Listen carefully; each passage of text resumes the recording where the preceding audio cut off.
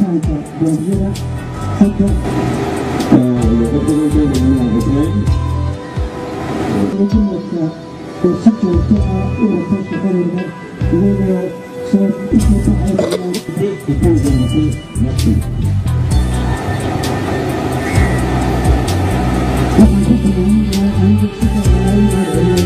gudaha xukuumadda Jabuuti mudane Xasan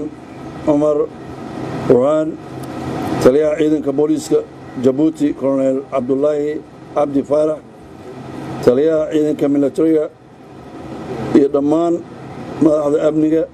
saraakiisha taliyaha dhammaan marti sharafta halkan isugu timid waxaan idinku salaamayaa salaanta islaamka assalaamu calaykum waraxmatullaahi waxaan sidoo kale si gaar ah u salaamayaa saraakiisha iyo saraakiil xigeenada ciidanka ka tirsan dugsiga Nagaad mudanayaal iyo marwooyin waxaa farxad gaar ah ii ah inaan idinkala soo qayb galo maantay xafladdan tababarka loogu xirayo cutubkii 7aad ee ciidanka booliiska Soomaaliyeed oo sida uu sheegay taliyaha ciidanka booliiska aanu bilownay qorshe ka bedelna qorshihii hore 2003 mar aanu tagnay dalka Talyaaniga mar aanu tagnay dalka Talyaaniga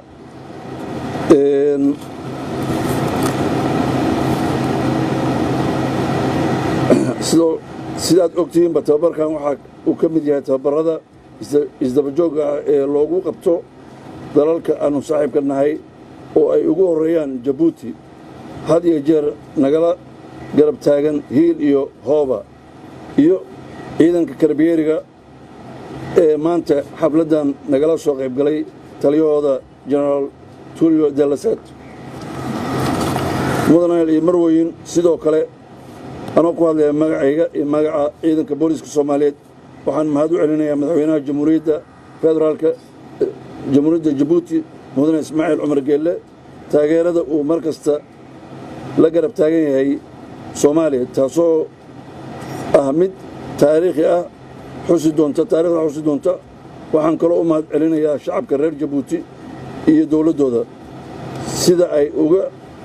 qayb qaateen xasilinta amniga walaalahood Soomaaliyeed ayagoo ka soo diray wiilashoodii meesha tan ayna tageen Soomaaliya wiilal iyo gabdhaba loona bixiyey heel walaal runtii meesha ay tageenna waxay ka soo jiideen ammaan aad u sarreysa oo ah dhul aad u weyn iyo nambarka ay ku tageen marka loo fiirsho ciidamada kale amniga noogu yimid waxay runtii aad uga tilmaaman yihiin ciidamada dhammaan ka howlgala dalka Soomaaliya xilligan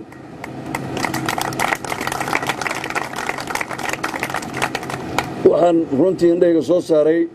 sida ay shacabka u taakuleeyaan sida ay dhismayaashii dowladda u soo cesheen sida ay iskood isu xilqaameen oo ayagu waxa jeebkooda ka imaanaya iyo waxa ay dowladdooda ka helayeen intaba ay shacabka ugu adeegeen taasina waxay noqotay mid taariikh fiican ku reebta ummadda Soomaaliyeed sidaad ogtihiin tababaradu waxay ka mid yihiin waxyaabaha aasaaska u ah tayeynta ciidanka iyo kor u qaadidda dhismaha ciidanka iyo dib u habaynta muddadii burburka aan ka soo noqonnay waxaan xasuustaa 2000 waxaan imid shirkii Carte maalintaasay u bilaabatay ilaa iyo hadda dowladda Jabuuti iyo shacabkeeda iyo ciidankeeduba wayna garab taagnaayeen sidaa awgeed waxaan idinku bogaadinayaa sida wanaagsan ee aad u dhamaysateen tababarka ciidankan hadda dhamaystay idinkoo ka wakiila ummadda Soomaaliyeed ee aad dhammaantiin u dhaarateen waxaana idinka saaran waajib ilaalinta sharciga idinkoo si habsami ugu adeegaya ummadda una hagaajinaya shuruucda iyo awaamirta madaxdiina iyo soo celinta nolosha bini'aadanka ee aad mas'uulka ka tihiin ummadduna idin idmantay ugu dambayntii waxaan mar labaad si gaar ah ugu mahad celinayaa dowladihii suurtageliyey qabsoomidda tababarkan qiimaha badan gaar ahaan dowladda Jabuuti iyo dowladda Talyaaniga sidoo kale waxaan u mahad celinayaa taliyaha ciidanka booliiska Jabuuti gaashaan Nasir Abdullaahi cabdi faarax oo mar walba si hagarlaana u garab taagan dib u dhisidda ama dib u hagaajinta ciidanka soomaaliyeed iyo taliyaha dugsiga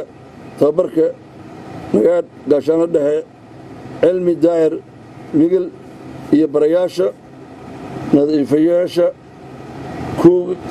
kuwa cuntada kariya iyo dhammaan inta ka shaqaysa kulliyadda nagaadh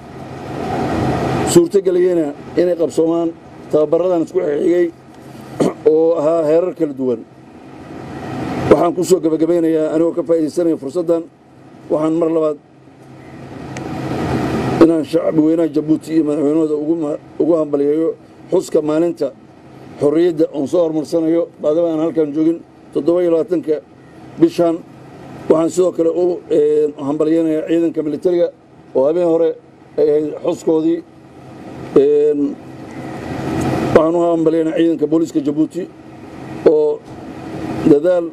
weyn u galay runtii dib u dhisidda iyo ciidanka karabiyeriga oo u dabaaldegay ayaguna 5 juun dabaaldegooy sanadkoodii sanad guuradii 203aad ee ciidanka karabiyeriga mudanayaal iyo marweyn anoo ka wakiila ummadda soomaaliyeed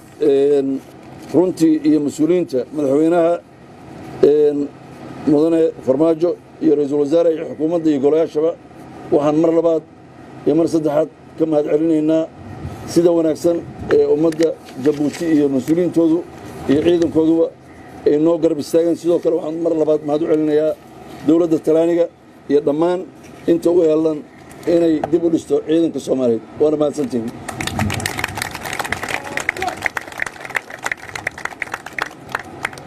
waxaa ii farxada maanta inaan halkaas kugu nimaadno innaka u dabaaldegaynaa soo celitaankii xafladdii loogu talagalay tababarkii 7aad ee loo fidiyo dhalinyarta soomaalida waxaa kaloo halkaa mahad ugu celinayaa janaqalka xakuma ciidanka karabiniga talyaaniga kaasi oo noo asmaxay aniga iyo walaalkay saacid markuu aan ugu tagnay Roma isagoo nagu qaabilay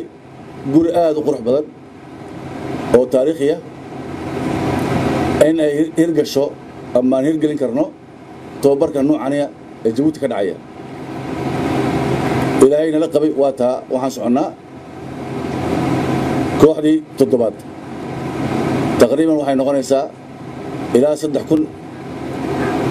iyo in ka badan oo askar Soomaaliya oo halka lagu tababaro waa ilaahay maadi c'est toujours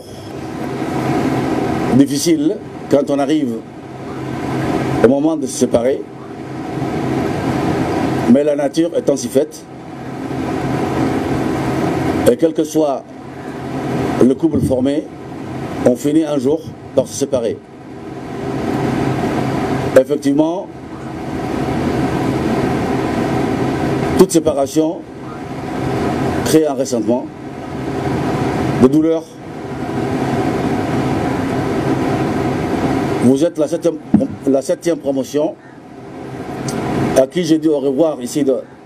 intervenute e ai gentili ospiti, in particolare agli ambasciatori dell'Unione Europea russo e tedesco,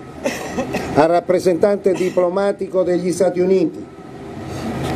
ai comandanti di contingente francese, spagnolo, giapponese, al vicecomandante americano, agli addetti militari di Francia e Russia e un saluto caloroso al colonnello Spaziani, comandante della base italiana che ospita i carabinieri. La presenza del comandante generale dei carabinieri per la seconda volta è segno d'altra parte dell'importanza che l'Arma annette a questa esperienza e della considerazione che ha per il lavoro di questi uomini, di queste donne, che continuano a onorare ogni giorno sul campo gli alamari che indossano. Ho qui la possibilità di verificare personalmente il risultato del lavoro svolto dai miei carabinieri. So che anche questi 3 mesi, il periodo di durata dei corsi che oggi si chiudono, sono stati caratterizzati da reciproco impegno e da intensa collaborazione tra italiani, gibutini e somali, a ogni livello di coinvolgimento, in piena condivisione di obiettivi e in proficua sintonia d'azione, con la massima soddisfazione vostra e nostra. waxaan mahad ku celinaynaa dhammaantood guusha ay gaareen. waxaan rabaa in beritoole waxaan ay barteen anfici doono markay shaqo galaan. Consegnano le attestazioni di merito le autorità presenti. On va procéder à la premiation des instructeurs de l'académie qui ont participé à l'entraînement. Vont remettre les attestations de mérite les autorités présentes. hadda waxaa la guddoonsin doonaa shahaado sharaf macallimiinta dugsiga tababarka ciidanka booliska qaranka ee Jabuuti. guddoonsiinta shahaadooyinkaas waxaa u xilsaaran madaxda halkan joogta.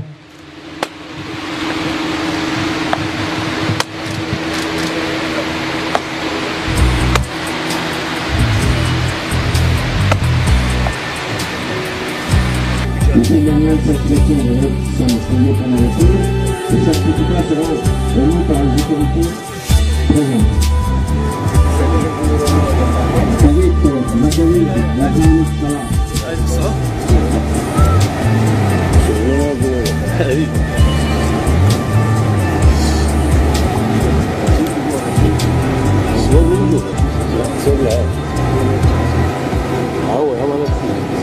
ساكن